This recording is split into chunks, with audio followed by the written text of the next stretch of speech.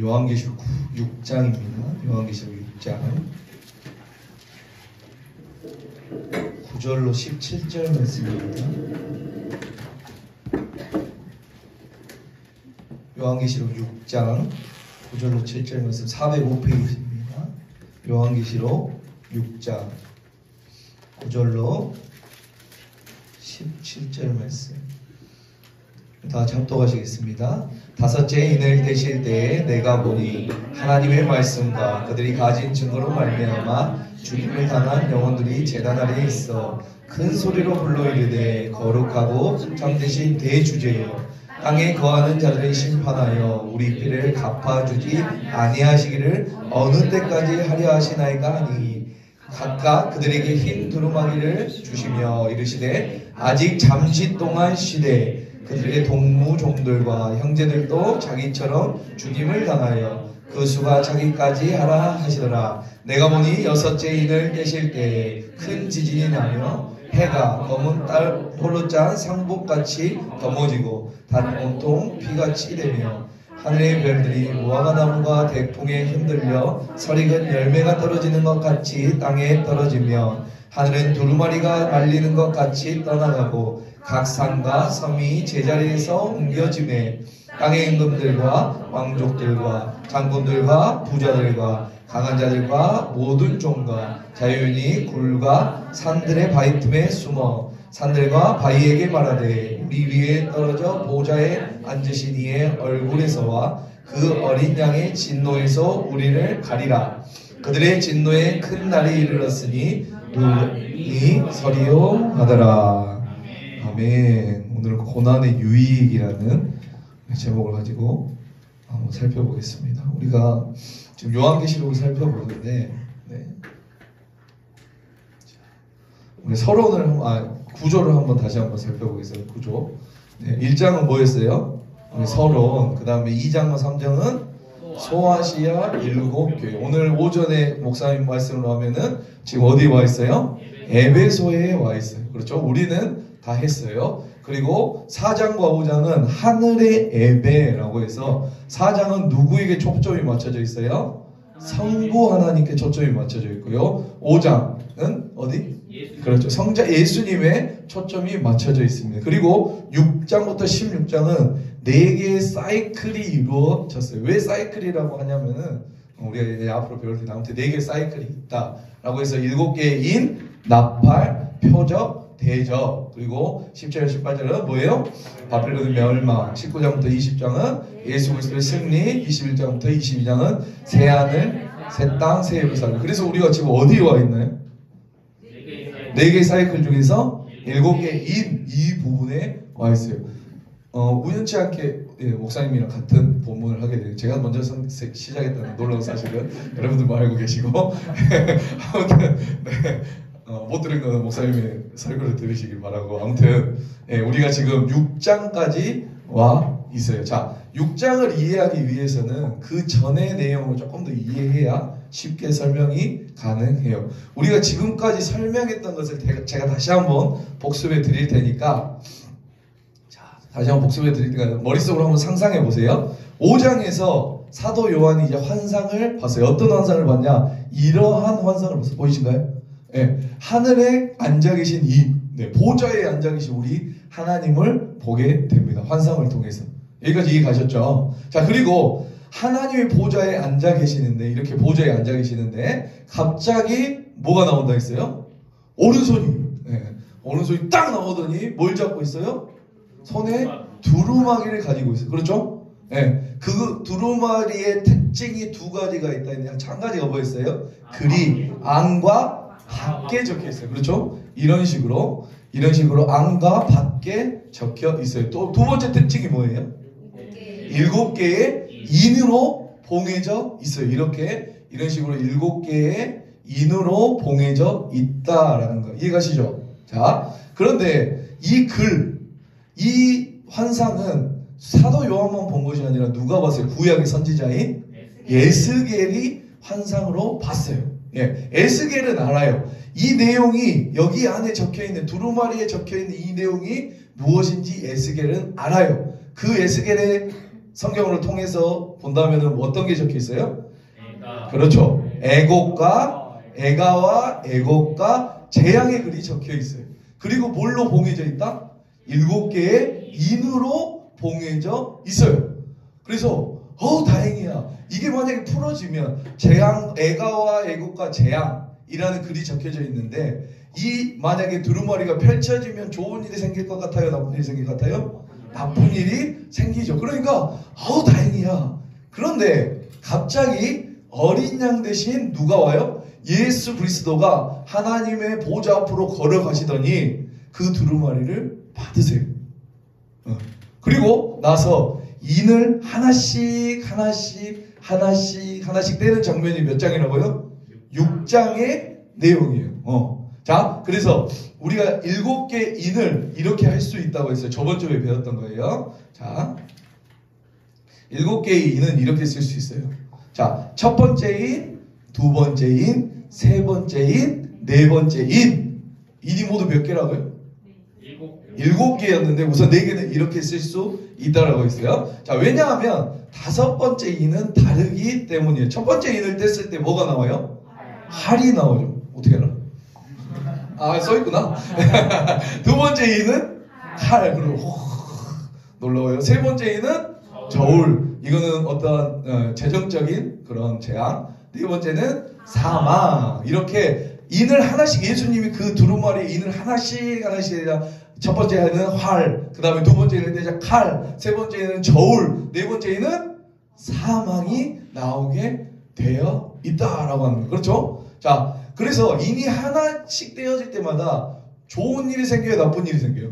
나쁜 일이 생겨요. 자, 활도 있고 칼도 있고 저울도 사망도 다 나쁜 일이 생기죠. 안 좋은 일이 생겨요. 그런데 왜 제가 1, 2, 3, 4를 이렇게 적었냐면은 다섯 번째 인은 첫 번째, 두 번째, 세 번째, 네 번째 인에 뭐라고 했어요? 결과다라고 했어요. 이상한데. 자, 다섯 번째 인은 이 첫 번째, 두 번째, 세 번째, 네 번째 인에 뭐라고요? 결과다라고 이야기했어요. 그렇기 때문에 이렇게 적었다라고 하는 것. 자, 그 결과가 어디에 나오냐면 6장 9절에 나와요. 자, 다섯 번째 인 볼게요. 6장 9절 오늘 읽었죠? 다섯 번째 인을 떼실 때에 내가 보니 하나님의 말씀과 그들이 가진 증거로 말미암아 죽임을 당한 영혼들이 재단하리니. 그러니까 사도 요한이 본 그 환상, 그 예수님께서 이 인을 떼시는 장면을 우리가 다시 한번 상상해 보면, 그러나 분명히 생각할 것은 이 인이 떼지면 안 되는데, 저 안에는 저 인이 떼지면 이 세상에 뭐가 생긴다? 애가와 애곡과 재앙의 글이 적혀 있는데 저거 떼지면 안 돼! 라고 생각하죠. 아니나 다를까 진짜 예수님이 그 인을 떼자 무슨 일이 일어나요? 첫 번째 인 떼자 활이, 칼이, 저울이, 사망이 정말로 나타나요. 그러므로 다섯 번째 인인 결과가 나타나는데 그 결과가 뭐라고요? 6장 9절에 하나님의 말씀과 그들이 가진 증거로 말미암아 죽임당한 영혼들이 나타나요. 이해 가시죠? 이 네 가지의 결과로 말미암아 죽임당한 영혼들이 나타나게 돼요. 자, 그러므로 우리가 여기서 생각할 것은 뭐냐면 왜 예수님이 이 인을 떼셨냐라고 하는 것이, 도대체 안 떼시면은 활, 칼, 저울, 사망, 그 다음에 다섯 번째 결과인 죽임당한 영혼들이 안 생길 거 아니에요. 맞죠? 네. 도대체 왜 뗐냐라는 거예요. 예수님 왜 그러세요? 오래 사셔서 정신이 이상해졌나? 좀 깜빡깜빡 하시나? 이게 아니죠. 그러니까 우리가 무슨 이유가 있지 않으셨을까라는 것이. 그래서 우리가 거기서 멈췄잖아요. 도대체 그 이유가 뭐냐? 라고 하면서 멈췄는데 겁나 뭐라고 했어요. 분명히 전 다음 주인 줄 알았는데 다 다음 줄 알아요. 아무튼 예수님이 이런 어려운 상황이 처할 줄 아시면서도 떼셨다면, 그렇죠? 무슨 이유가 있지 않을까라는 것이에요. 이유가 있으니까 긍휼이 많으신 하나님이 이렇게 하지 않으셨을까요? 그 이유가 무엇이냐라는 것이에요. 네. 자, 이제부터 집중하셔야 돼요. 이제부터 진짜예요. 오늘 좀 설교가 길어질 수도 이해해 주시기 바랍니다. 네, 끊을 수가 없었습니다. 오늘 처음 오신 분들은 굉장히 수준 맞으신 거예요. 자, 자, 하나님의 말씀과 그들이 가진 증거로 말미암아 죽임당한 사람들이 도대체 어디 있냐라는 것이 어디에?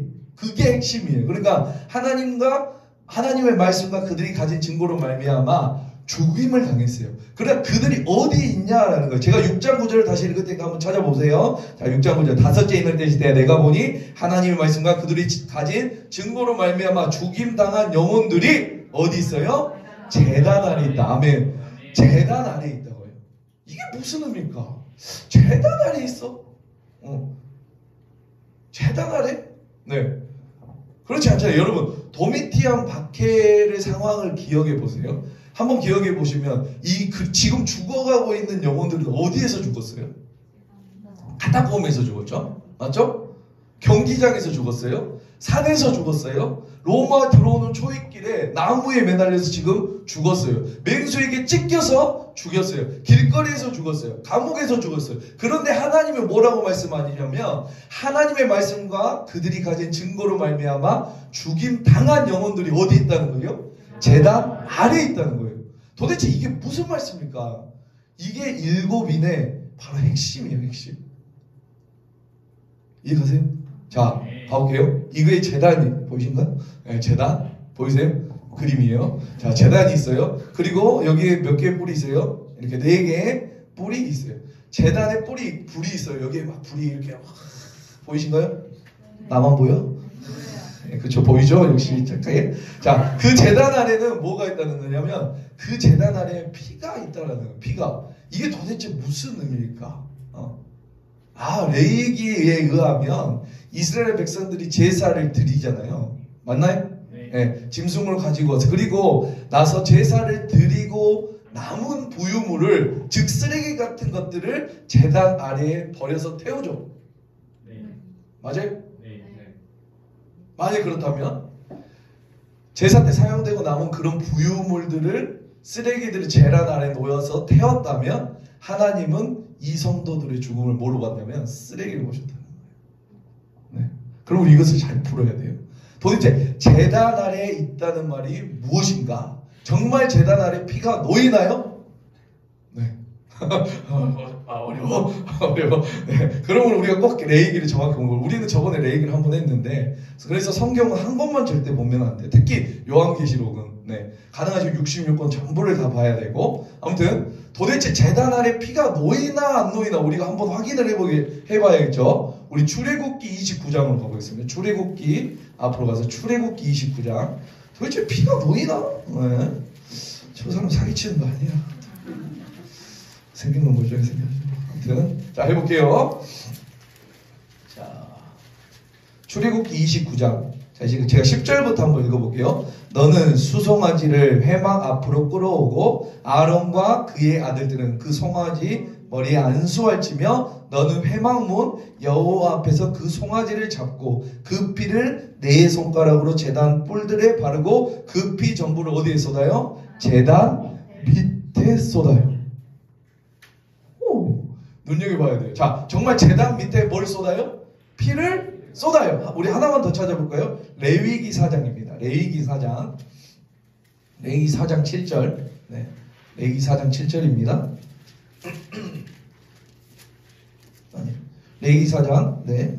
4절부터 제가 읽어볼게요. 그 송아지를 회막문 여호와 앞으로 끌어다가 수송아지의 머리에 안수하고 그것을 여호와 앞에서 잡을 것이요 기름 부음 받은 제사장은 그 수송아지의 피를 가지고 회막에 들어가서 그 제사장이 손가락에 그 피를 찍어 여호와 곧 성소의 휘장 앞에 7번 뿌릴 것이며 7절 제사장은 그 피를 여호와 곧 회막 안 향단 뿔들에 바르고 그 송아지의 피 전부를 어디에다가 회막문 앞 번제단 어디 밑에나 쏟을 것이다. 자, 정말로 피를 쏟나요? 안 쏟나요? 쏟죠. 그렇죠? 맞아요? 제단 아래에는 그러므로 피가 놓여져 있어요. 그렇다면 이 피는 무슨 피예요? 무슨 피냐라는 것이에요. 생각해보면 짐승을 죽으면 사냥을 했든 도살을 했든 자연사를 했든 짐승이 죽으면 그 피는 다 제단 안에 놓이죠. 맞나요? 다 쏟아요? 잘 생각해봐야 돼요. 그렇죠. 짐승이 그냥 죽기만, 뭐 자연사가 됐든 사냥을 했든 아니면 도살을 했든 아니면은 진짜 짐승이 본 걸로 죽든 그 피 모두 다 제단 아래 쏟는 건가요? 짐승이 죽으면 네 아니에요. 모든 짐승이 아니에요. 제단 아래 쏟는 짐승은 오직 하나예요. 무슨 짐승이에요? 여호와께 제물로 드려진 짐승만 피가 놓이게 되는 거예요. 믿습니까? 모든 짐승이 아니에요. 모든 피가 아니에요. 아멘. 모든 부유물이 쓰레기 같은 부유물이 아니에요. 뭐만? 여호와께 드린 그 애물의 제물의 피만 제단 밑에다 쏟게 되어 있다. 여기까지 따라오셨나요? 네. 아무 피가 아니라. 여러분 잘 보세요. 제단 아래는 쓰레기 처리장이 아니에요. 그냥 부유물 처리하는 데가 아니라 이 번제단 위에 여호와 앞에 제물로 드렸던 그 짐승의 피만 놓이게 된다는 것이 믿습니까? 네, 이해되셨죠? 아무 피가 아니에요. 그러면 다시 우리가 요한계시록으로 돌아와서 우리가 한번 살펴볼게요. 다시 한번 요한계시록 들어와요. 자, 다시 한번 요한계시록 돌아와서 하나님의 말씀과 그들이 가진 증거로 말미암아 죽은 영혼들이 제단 아래 있어 라는 말은 하나님은 그러니까 하나님의 말씀대로 살려다가 죽임당한 사람들, 예수를 그리스도로 증언하다가 죽임당한 사람의 죽음을 무엇으로 받으시겠다는 거예요? 아멘. 제물로 받으시겠다는 거예요. 아멘. 그 사람들은 카타콤에서 죽고 뭐 광야에서 죽고 나무에 달려서 죽고 경기장에 죽었지만 하나님은 그렇게 죽은 게 아니라 어디에서 죽었다고? 제단 아래에 있는 제물로 받으시겠다라고 하는 거예요. 아멘. 이게 요한계시록 핵심이에요. 그 죽음은 길거리에서 이루어졌어요. 진짜로. 그 사람들은 시체를 밟고 갔어요. 쓰레기처럼 버려졌어요. 산에서 광야에서 나무에서 매달려 있어요. 그러나 하나님은 그 죽음을 내 제단 아래 있어 라고 말씀하시는 거예요. 내가 그 죽음을 제사로 제물로 받으시겠다라는 거죠. 아멘. 하나님 그렇게 생각하신다는 거예요. 여러분 반대로 생각해 보세요. 도미티안 바게트 성도들이 그 믿음을 지키다가 죽어갈 때 내 죽음이 어떤 의미인지를 알았을까요? 몰랐을까요? 그냥 개 죽음이지. 우리 도미티안 잘못 만나서 우리 잘못 태어나서 그냥 개 죽음일 뿐이죠. 무슨 의미를 알아요? 그 사람들이 모르죠. 어떻게 알아요? 그렇죠. 자, 이런 기도하지 않겠습니까? 하나님 도대체 무슨 의미가 있습니까? 이게 내가 왜 이렇게 죽임을 당합니까? 하나님 이게 무슨 의미가 있습니까? 하나님 빨리 도와주세요. 이렇게 얼마나 기도했겠어요. 그렇죠? 여러분 100% 도미티안 바게트 그 죽음을 당한 억울하게 죽임을 당한 그 순교하신 분들은 그 죽음을 의미를 절대 알 수 없었겠죠. 그런데 하나님은 말씀하시는 거예요. 내가 너의 죽음을 뭘로 받는다?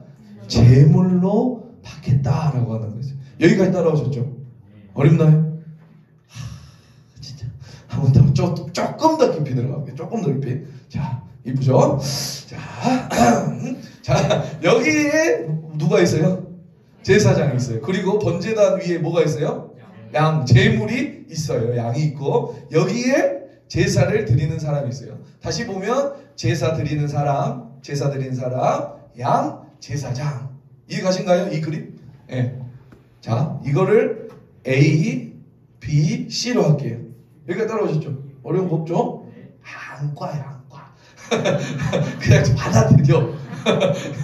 우리 저번에 레이기 했을 때 제사 드렸던 내용 한번 기억해 볼까요? 여러분, 제물은 누가 끌고 오나요? A, B, C 중에 A가 끌고 오죠. 네. 제사를 드리는 사람이 뭘 끌고 와요? 제물을 끌고 와요. 양이나 소를 끌고 옵니다. 그러면 누가 안수하나요? C가 안수한다고? 진짜 잘못 대화버렸구만. 데리고 와서 누가 안수해? 내가 안수한다고 했잖아. 그쵸? 내가 제물을 데리고 왔어요. 묶어요. 제단 뿔에 묶어요. 그리고 누가 안수한다? 가지고 온 사람, 제사를 드리는 사람이 안수한다. 다시 해도 되겠네. 그래서 죄를 뭐 시킨다 했어요? 정가. 아멘. 정가시킨다고 했어요. 누가 제물을 죽이나요? A냐 C냐? A. 그렇죠. 가지고 온 사람이 죽여요. 이해가시죠? 그래서 죽이고 나서 제사장이 그 제물을 받아다가 번제단 위에 올려놔요. 네.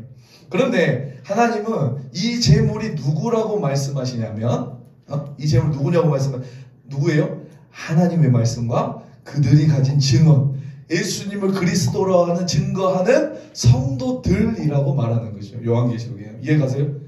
뭐가? 이 비인 제물이. 이해가시죠? 이 성도들을 그럼 누가 죽이는가요? A, C. A 맞죠? 네. 지금 그러면 도미테안 밖의 상황에서는 내가 제물이고 그리스도인이 제물이고 누가 죽여요? 로마 군인들이 죽여요. 이해가신가요?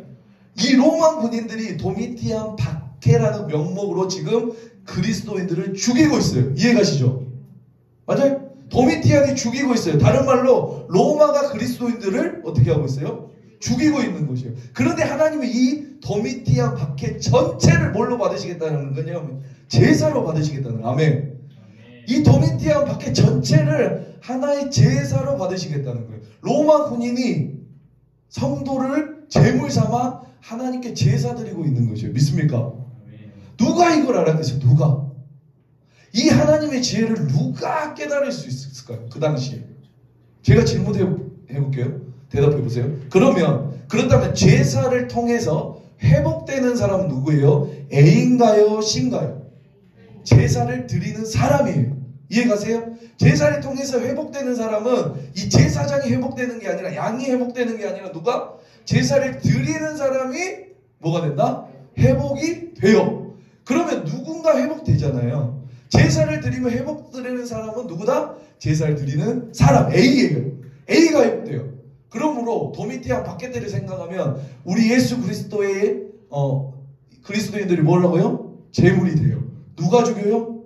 로마 군인들이. 그럼 회복되는 사람은 누구예요? 로마 군인. 아멘. 로마 군인들. 도미티안의 그리스도인들, 하나님의 말씀으로 살려고 하는 그 성도들이 죽이는 것을 하나님 바로 제사로 받으시겠다고. 이 제사를 통해서 하나님은 로마를 회복시키겠다라고 말씀하시는 거 믿습니까? 누가 이걸 알았겠어요? 이 당시에. 아멘. 너무해요. 여러분 그렇다면 이 요한계시록에만 나오는 거냐? 아니에요. 이게 주전 BC 586년 에루살렘 성전이 있었어요. 에루살렘 성전과 성전이 바벨론이 멸망을 시켰어요.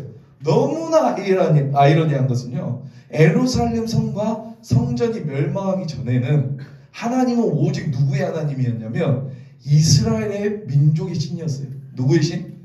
이스라엘 민족만의 신이었어요. 자, 그런데 오직 이스라엘 사람들만 섬기는 신이었는데 물론 하나님을 이방 사람 조금 알았겠죠. 그런데 그 에루살렘 성전이 무너졌어요. 에루살렘 성이 무너졌어요. 그러자 이스라엘 사람들은 온 세계에 포로 잡혀갔어요. 그래서 더 이상 뭐예요? 성전이 없자 포로 잡혀간 그 땅에서 뭘 만드냐면 회당을 만들기 시작해요. 회당을.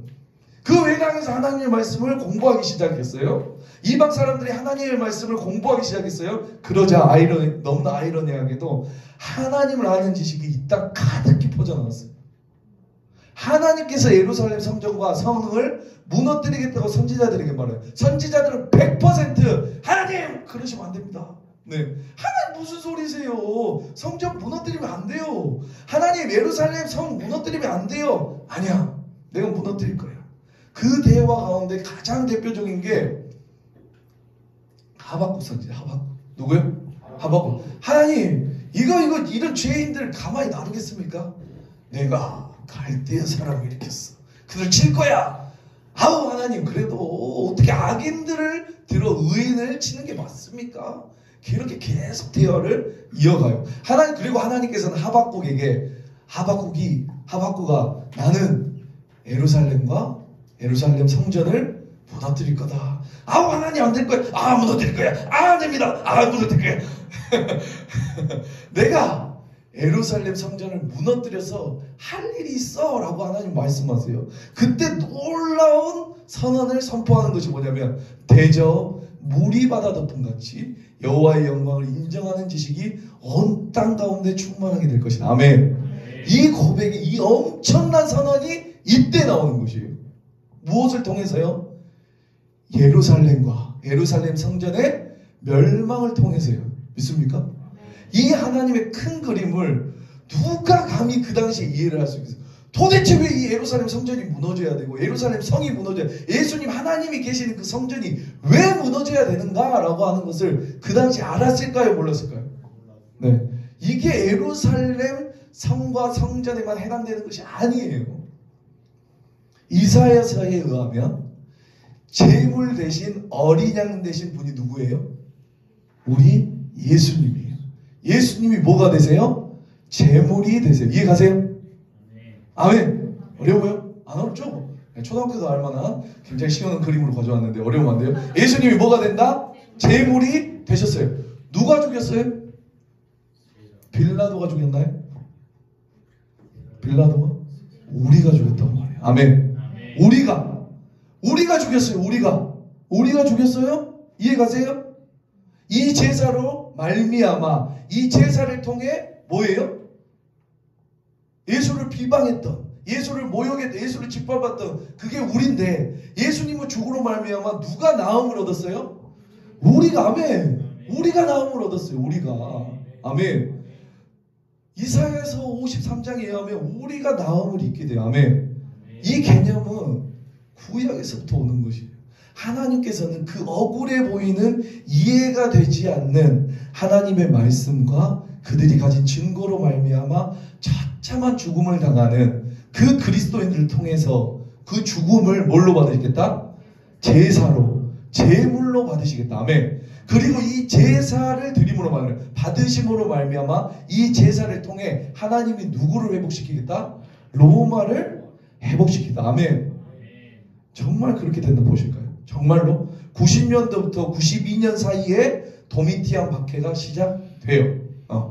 역사적으로 정확히 96년 9월 18일 날 도미티안의 죽음으로 도미티안 박해는 끝나게 돼요. 그럼 몇 년이에요? 4년에서 5년 정도, 길어봤자 4년에서 5년 정도예요. 암살당했다고 나와 있어요. 그리고 나서 도미티안이 암살당하고 죽자 누구냐면 네르바라는 사람, 그 네르바 황제가 이어서 즉위했는데, 즉위한 다음에 사도 요한을 다시 풀어줘요. 반모섬에서 죽은 게 아니야? 우린 다 반모섬에 죽은 줄 알았죠. 숨겨. 다 숨겨야 반모섬에 죽은 게 아니라 다시 네르바 황제가 뭘 해준다고요? 복권 시켜준다. 여기까지 이해 가신가요? 네. 자, 기록에 의하면 첫 도미티안 박해 때 첫 1년에서 2년 동안은 너무 좋아했어요. 사람들, 로마 사람들이. 왜? 세상에 이런 엔터테인먼트가 어디 있겠어요? 그렇죠? 사람들이 발가벗겨지고 찢어져 죽이고 물리고 불에 타고, 얼마나 자극적이에요. 얼마나 사람들이 환호성을 지르고 와! 더 죽이라! 더 해라! 그리스도인 더 잡아라! 1, 2년 처음에 1, 2년은. 자, 그런데 시간이 지나자 로마 사람들에게 질문이 생겨. 어떤 질문이 생기냐면 도대체 쟤네들은 왜 죽냐라는 거죠. 와, 쟤네 상태 안 좋네. 그 정도 했으면 이제 안 죽어야 되는 거 아니에요? 왜 도대체 죽냐라는 것이요. 맞아. 재밌긴 한데 도대체 쟤네들은 왜 죽는데냐? 쟤네들은 도미티안이 신이 아니래. 그렇지. 도미티안이 무슨 신이야? 뭐예요? 사람이지. 그런데 그것 때문에 죽는 거야? 쟤네들은 예수가 신이래. 야, 쟤네들 바보 아니냐? 어떻게 그것 때문에 자기 목숨을 버려? 어떻게 그것 때문에 자기 재물을 버려? 어떻게 그것 하나 때문에 내 자기 자녀를 죽여? 쟤네 바보 아니야? 그런데 그러면서 이상한 질문이 생겨요. 근데 쟤네들은 대단하다, 신기하다라고 생각하면서 박해가 끝나버려요. 여기까지 따라오셨죠? 네. 그런데 정말 이 박해로 말미암아 그리스도인들이 이 땅에 얼마 남지 않게 돼요. 네. 그리고 믿음 없는 사람들 다 떠났어요. 그 많은 박해를 말미암아. 그리고 나서 이제 100년대로 넘어가요. 100년대로. 한 번만 양해하고 들어주세요. 자매님들. 제가 역사적인 사실을 말하는 거니까 특히 거북이도 조금만 들어주고. 100년대에 넘어서 문헌에 의하면 이 당시 로마는 음란의 극치를 달리했어요. 음란의 극치. 로마에는 처녀가 없었어요. 법적으로 결혼하죠? 네. 낳은 내 자식을 아버지는 8일 동안 결정할 수 있어요. 죽일 것인지 살릴 것인지. 잘 들어보세요. 법적으로 결혼한 내 아내가 낳은 자녀를 아버지가 8일 동안 결정할 수 있었다고. 죽일 것이니 살릴 것이니. 왜냐하면 이 아내가 낳은 애가 내 애라는 확신이 없어요. 그러니까 그 정도로 음란했던 곳이 바로 이 당시에도 어디예요? 로마예요. 상상을 초월한 그 음란함. 로마 제국에는 처녀가 없다고 기록에 나와 있어요. 그런데 로마 제국의 소문이 진짜 납니다. 아니야, 처녀가 있댄다. 누구겠습니까? 그리스도인들의 딸이에요. 믿습니까? 그런데 희한하죠. 로마 사람들은 그것을 믿기 시작해요. 쟤네들은 믿을만해. 쟤네들은. 네. 쟤네 그리스도인들을 믿을만해. 쟤네들은 미친 것들이야. 쟤네들은 말도 안 되는 거 가지고 죽어. 예수면 깜빡 죽는 애들이다 라는 것 때문에, 이 도미티안 박해 때문에 그냥 그리스도인들이 딸들이 처녀라는 말들을 믿어요. 네. 그래서 100년대부터 로마의 귀족들과 왕족들을 중심으로 그리스도인들 딸들을 뭐를 삼아가느냐? 며느리를 삼아가요. 네. 그래서 100년이 지나고 200년이 되자 여러분, 자녀는 아버지가 양육하나요? 어머니가 양육하나요? 우리 요즘에는 아버지도 양육 많이 하던데. 어머니들 다 놀러 가고. 아니, 알았어요. 자, 잘 들으세요, 결혼하신 분들. 네. 어머니가 양육하는 겁니다. 아멘, 할렐루야, 아멘. 네, 새로 오신 분들 어디 갔어? 아멘. 남자들 화이팅. 네. 자, 어머니가 양육하죠. 네. 그러자 200년대가 되자 로마 귀족과 왕족들은 대부분이 그리스도인들이었어요. 왜? 그리스도인들이 딸이 가서 그 아이들을 키우고 또 그 아이들이 또 키우고 또 키우고 이제 100년이 되자 어떻게 돼요? 로마 귀족 왕족들이 다 그리스도인, 대부분 그리스도인들이 돼요. 300년이 되자 곧바로 313년에 그리스도인이 곧바로 로마는 기독교를 공식적으로 인정해요. 이해가세요? 네. 어떤 학자들은, 모두는 아니겠지만 어떤 학자들은 이 시작을 어디에서부터 시작하냐면 도미티안 박해부터 시작돼요. 누가 이것을 알았겠습니까? 아멘. 그렇죠. 이 고난을 통해서 하나님께서 로마를 회복시키실 거라는 것을, 아멘. 누가 알았겠어요, 여러분? 고난이 없으면, 여러분 다시 한번 생각하지만 고난이 없으면 회복도 없어요. 아멘. 고난이 없으면 회복이 없는 것이죠. 십자가 없는 영광은 없어요. 아멘. 예수님의 죽으심이 없는 영광은 없다라는 것이, 아멘. 예수님이 제물로 가지 않았으면 우리는 구원받을 수 없다라는 뜻이, 아멘. 성경에서 말하고 있는 거예요. 아멘. 죽음을 통해서 생명이 오는 것이, 아멘. 희생을 통해서 생명이 주어지는 것입니다. 제가 이 예를 조금 더 설명드릴게요. 오늘 빨리 왔어. 그런데 아직도 많이 가야 돼요. 자, 이 당시에 예수님 당시에 이스라엘 로마의 속국이었고, 이 당시 이제 박해가 막 이스라엘은 어디에 속국이었다? 로마의 속국이었다. 네, 그렇죠. 로마의 속국. 그렇기 때문에 로마의 속국이었기 때문에 마음 놓고 재판을 할 수가 없었어요. 재판 권한이 없었어요. 사형 선고를 할 수 있어요. 누가 해야 돼요? 로마가 해야 돼요. 그러나 그것 다 불법이에요. 사형 선고라는 건. 그러나 로마 법 중에 하나가 뭐였냐면 유대인들에 한해서 렐리기오 리키타라는 것을 부여함으로 말미암아 어떤 걸 하겠냐면 종교에 관해서만큼은 너네들 마음대로 처리해라. 허락했어요. 그렇게 처리하라. 니네 마음대로. 뭐에 관해서는? 종교에 관해서 니네가 마음대로 처리해라 라고. 단 누가 해야 되냐면 사내들인 공의가 해요. 누가 해야 된다고요? 우리 많이 들어봤죠. 70명으로 구성된 사내들인 거. 구성된 최고 의결기관. 그 사내들인 공회원 중 한 명이 만약에 내가 이 사람을 사형시키고 싶으면 그 70명 중에 한 명은 무조건 그 장소에 있어야 돼요. 집행자예요. 그러니까 재판관이다라고 우리가 말할 수 있겠죠. 시대마다 조금은 다를 수 있지만, 지역마다 조금은 다를 수 있지만 제가 원형 그대로 설명해 볼게요. 우리 저번에 오성희 전도사님이 그 수련회 때 한번 설명을 했는데, 자, 이게 원형대로 돌 던져서 죽이는 사형법인데 뭐냐면 어떻게 하냐면 70명의 사내들인 멤버 중 누가 한 명 와야 된다, 안 와야 된다? 한 명이 파견돼서 그 재판을 집례하고 돌로 쳐서 죽일 때에는 증인들이 이 사람이 이런 죄를 범했습니다, 이 사람이 이런 죄를 범했습니다 라고 2명의 증인이 있어야 되고, 그 그 증인들이 자기가 이렇게 이 사람이 이런 죄를 범했습니다. 이 사람이 이런 죄를 범했고 위에 옷을 벗어서 윗옷을 벗게 되어 있어요. 그리고 죄인의 옷도 벗긴 다음에 그 옷을 어디에 놓냐면 그 재판관 앞에 놓게 되어 있어요. 그러니까 다른 말로 사내들이 공의회 의원 한 명의 앞에 놓게 되어 있어요. 이해가신가요? 자, 그래서 내가 길을 가다가 저기서 누가 돌로 쳐서 죽이려고 해요? 그런 걸 볼 때 누가 책임자야? 궁금할 수 있잖아요. 누가 재판관이야? 라고 했을 때 금방 알 수 있어요. 누가 재판관이나요? 그 사람 발 앞에 옷이 놓여져 있는 사람이 바로 재판관이에요. 아멘. 네. 자, 또 하나 두 번째. 이 당시 돌로 쳐서 죽이는 법은 우리가 흔히 생각하는 것처럼 돌로 치면 어떻게 해요? 유리자매. 자, 좋은 돌을 제대로 맞춰야 됩니다. 야! 이렇게 할까요? 어떻게? 자, 그게 아니라 율법에 의하면 이렇게 돼요. 증인이 말해요. 그 당시 증인은 2명 이상이 되어야 되고, 이 사람이 이런 죄를 범했습니다. 네, 이 사람이 이런 죄를 범했습니다. 제가 증인입니다. 그러면은 그 죄를 지은 사람을 데리고 어디 가냐면 예루살렘 밖으로 나가게 되어 있어요. 예루살렘 안에서는 절대로 사람을 못 치게 됐어요. 왜? 죽은 사람은 부정하기 때문에. 그래서 예루살렘 밖으로 데리고 나가면 이 죄인이 어떻게 하냐면 직접 땅을 파요.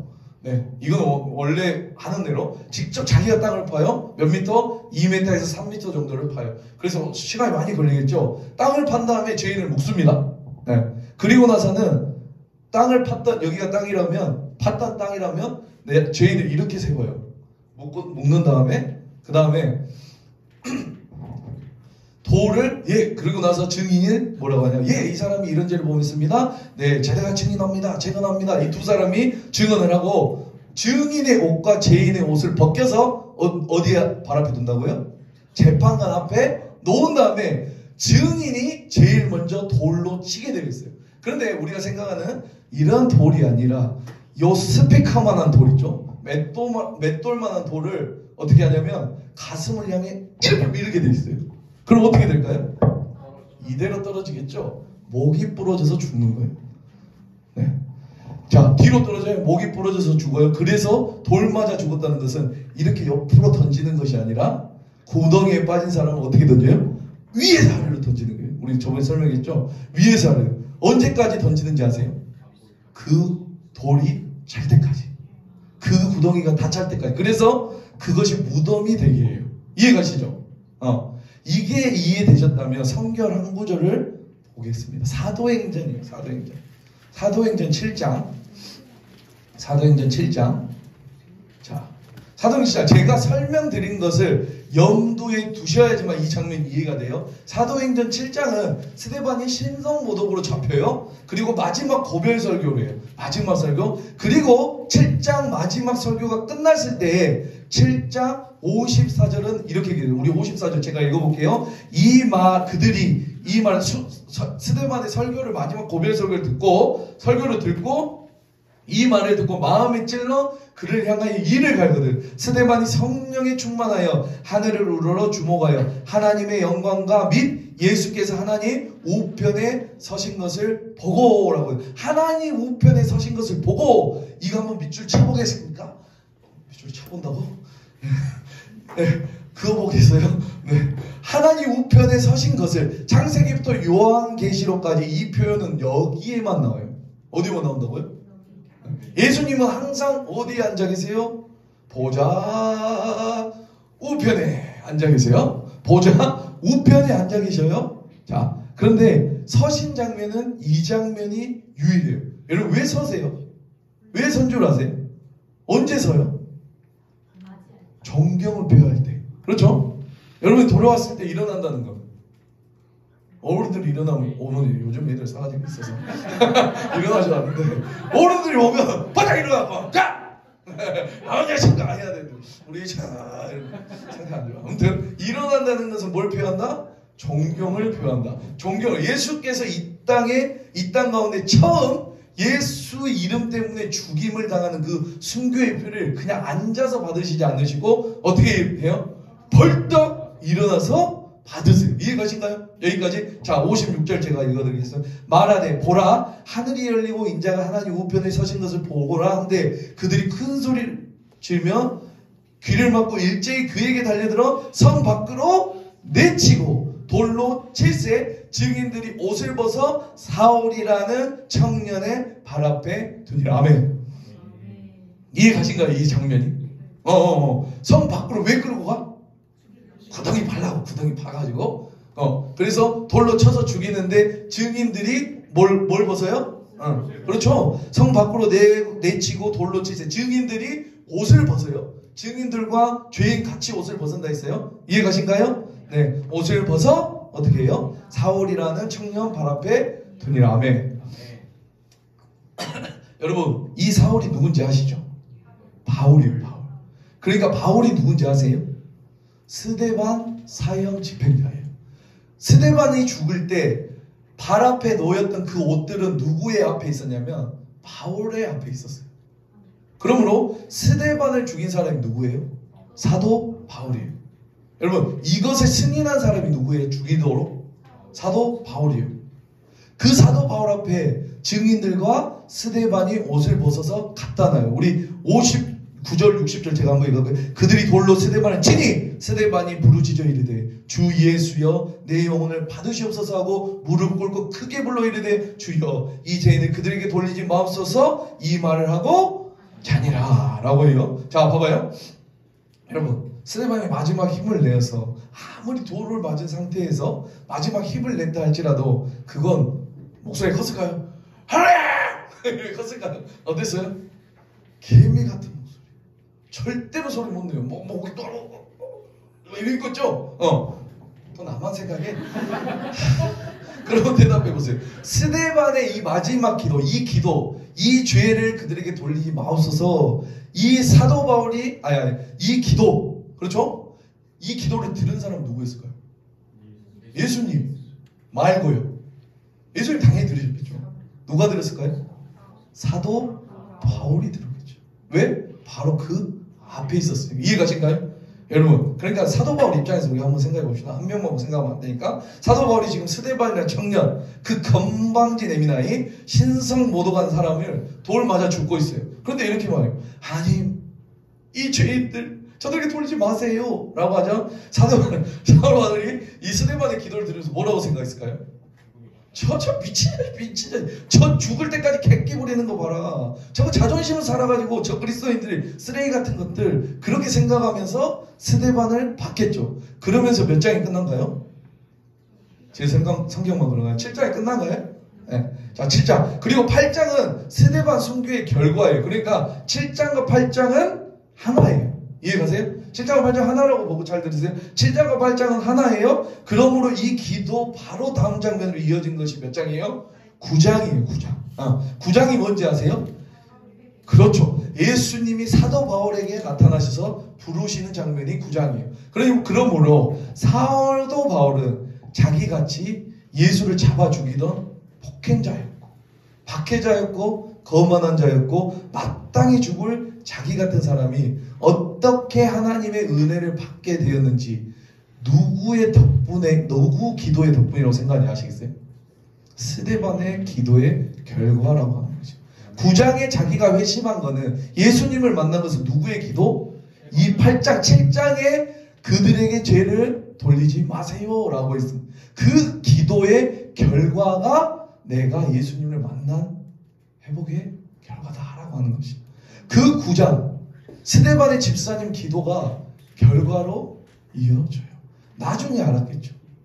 나중에 어떻게 예수님이 나 같은 사람에게 그 그리스도인들을 잡아 죽이던 나 같은 사람에게 어떻게 이렇게 은혜를 베풀었을까? 왜 은혜를 베푸셨을까? 그때 생각난 거예요. 그때 그래 스데반이 이 기도했었다. 예수님 이 죄를 저에게 돌리지 마세요. 이 죄를 그들에게 돌리지 마세요. 아멘. 아멘. 여러분, 그래서 사도 바울이 기록한 13의 서신서를 보면 스데반을 회상하는 듯한 표현이 굉장히 많이 나와 있어요. 뭐 잠깐 살펴볼까요? 디모데후서예요. 디모데후서. 너무 왔다 갔다 해서 죄송한데 이걸 끊을 수가 없었어요. 네, 죄송해요. 자,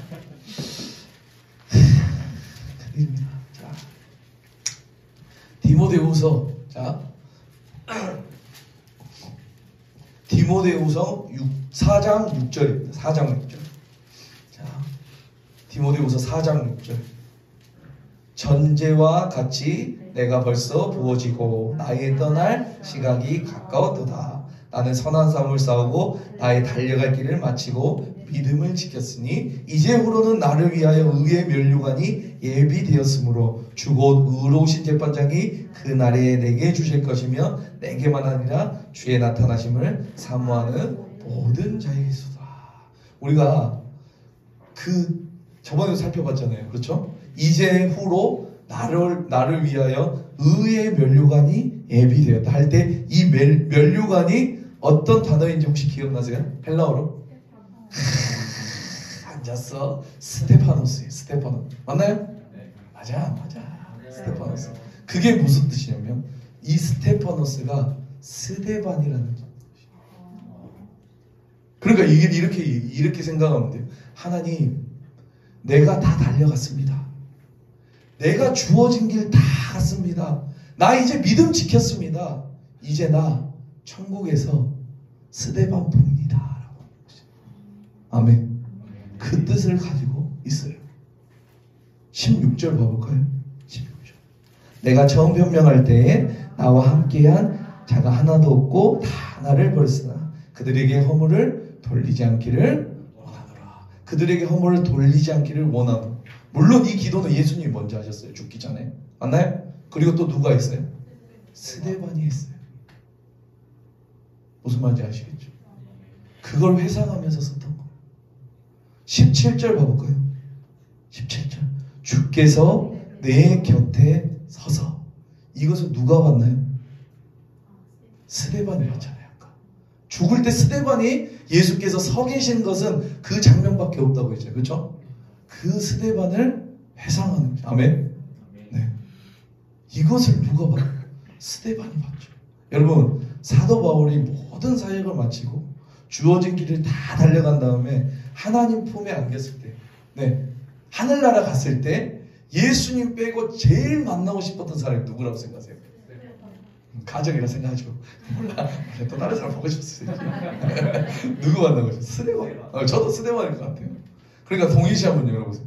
여러분이 바울이에요? 여러분이 바울? 그러면 제가 스데반. 여기가 하늘나라입니다. 자, 한복판. 여러분 바울이에요? 네. 제가 스데반. 스데반을 만나면 처음에 여러분은 뭐라고 말하시겠어요? 저한테? 미안합니다. 저는 이렇게 생각해요. 스데반이 먼저 달려서 안아줄 것 같아요. 고맙습니다, 바울. 여러분, 고린도전서 15장에 의하면 말한 것처럼 사도 바울이 사도가 된 것은 전적인 하나님의 은혜예요. 네, 이걸 말하고 싶지 않은 게 아니라. 그런데 바울은 안 왔어요. 자기에게는 뭐가 있었냐면 스데반이 있었다. 스데반의 기도로 말미암아 자기가 사도로 자기가 될 수 있다는 것을 알았어요. 여러분, 근데 그거 아세요? 바울에게만 스데반이 있는 게 아니에요. 우리에게도 스데반 같은 사람이 있어요. 그 권사님, 그 장로님, 주일학교 교사 선생님들, 이름도 없었던 그 집사님, 부모님, 새벽마다 일어나셔서 내 이름을 불러주면서 기도하셨던 그 목사님, 전도사님, 여러분, 바울에게만 스데반이 있었던 것이 아니에요. 여기 있는 우리 모두 다 스데반이 있어요. 아멘. 그러니까 저부터 한번 들어주실 건가요? 여기 우리 모두 스데반이 있어요? 네. 그러므로 이제 우리가 누군가의 스데반이 될 자리예요. 아멘. 특히 여기 주일학교 선생님들 많이 계시죠. 영아부, 유치부, 초등부, 중등부, 중고등부. 이름만 들어도 분노가 치오르는 그 자식들. 와, 저 자식만 교회 안 나오면 좋겠는데. 아니에요. 그 아이 이름을 붙잡고 기도하셔야 돼요. 아멘. 눈물을 흘리면서 기도하셔야 돼요. 그 아이가 바울이 될지 어떻게 합니까? 여러분, 우리는, 여러분 한 사람 한 사람은 누군가의 기도 덕분에 여기 있는 것을 믿습니까? 대한민국이 어떻게 복음화가 됐나요? 이 땅에 수많은 순교자의 피 덕분이. 아멘. 여러분, 그걸 절대 잊으시면 안 돼요. 저도 있어요. 저도. 저희 부모님 지금까지 아들 목회한다고 부엌 농사 지으시면서 목회하시면서 매달 꼬박꼬박 생활비 주세요. 매달 꼬박꼬박 마이너스 통장에서 빼다. 아들 하나 있는 거 목회한다고 굶을까봐. 솔직히 여기 사례비로는 택도 없어요. 솔직한 말로. 지금까지도 매일매일 일어나서 새벽마다 기도해 주세요. 저를 위해서. 여러분 없으세요? 여러분? 우리에겐 다 스데반이 있어요. 그 기도 덕분에 여기 온 거죠. 믿습니까? 그러니까 이제 우리 차례예요. 우리 차례. 우리가 누군가의 스데반이 돼야 될 줄 믿습니다. 여러분, 사람을 품는다는 것은 쉽지가 않아요. 마치 사람을 품는 건 뭐냐면 고슴도치 아세요? 고슴도치를 가슴에 끌어안는 것과 같은 것이에요. 고슴도치를 가슴에 끌어안았는데 어떻게 가슴에 피가 나지 않겠습니까? 사람이 품는다는 것은 몇 마디 상담으로 되는 것이 아니에요. 그 가시를 품는 것이에요. 찔려야 돼요. 피가 흘려야지만 아멘, 사람이 키워지는 것이에요. 믿습니까? 여러분, 그래서 우리 사랑하는 창대교회 청년들이 창대교회에서는 사람들이 세워지면 좋겠어요. 바울 같은 사람, 아멘. 그래서 그 나중에 그 사람이 또 나중에 스데반이 되어서 누군가를 품어주고 누군가를 세우고, 아멘. 여러분, 도미티안 박해 때 하나님의 말씀과 그들이 가진 증거로 말미암아 죽임을 당한 사람들은 자기들이 왜 죽는지 절대 이해 못했을 거예요. 그렇죠? 그런데 그 신실하신 하나님이 그 모든 것을 합력하여 선을 이루시는 그 하나님이 그것이 하나님께 제사가 되어 그 죽음으로 말미암아 로마가 회복되는 것이, 아멘. 혹시 우리 가운데 이건 다 안 되지만 죄 때문에 당하는 고난은 아니에요? 죄 때문에 당하는 고난은 아니에요. 그걸 빨리 얘기해야 돼요. 자기가 음란하게 해놓고 자기가 욕심을 해놓고 그 죄 때문에 당하는 고난은 하면 안 돼요. 하나님의 말씀대로 살려다가 당하는 그 가난함, 내가 더 좋은 자리에 갈 수 있었지만, 내가 더 많은 돈을 받을 수 있었지만, 내가 하나님의 말씀 때문에 그거 하면 안 돼. 하나님의 말씀 때문에 포기했던 재정, 그 자리 여러분 부끄러워하지 마시기 바랍니다. 그게 영광입니다. 영광. 아멘. 그걸 자랑하세요. 예수님 때문에 당하는 고난, 예수님 때문에 당하는 버려짐, 예수님 때문에 당하는 그 거절, 복음과 함께 고난받기로 결정하는 것이, 아멘. 우리가 스데반이 되는 것이에요. 아멘.